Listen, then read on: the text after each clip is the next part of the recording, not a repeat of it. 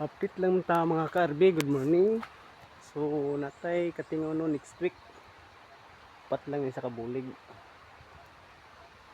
Tara. Yung isa medyo layo-layo.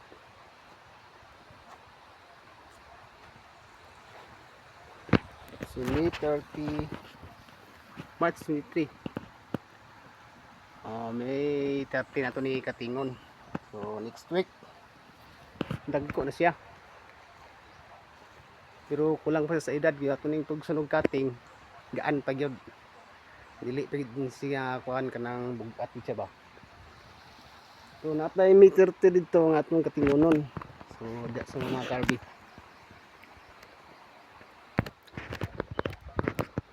So mao ni mga karbi atong katingonon busok na jud kayo. Kung dili na to ni katingon, so may posible nga mahinog ni siya or manliki na sud semana. So na diri hang markero. March 23, May 30, so semana punta pero which is nata katingon ginato ni. Kay sayang man pud ni dili na to makwartahan sud semana. Bungo na lang ni sa kabulig. Sumahalin na siguro yung mga 700 kay 38 na lang ang kilo. Tumal na kayo. So daghan-daghan na po nga putos diri.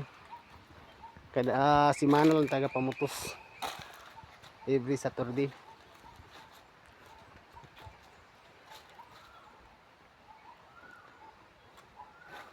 So da sa mga karbi. Kaya ako na ning katingon.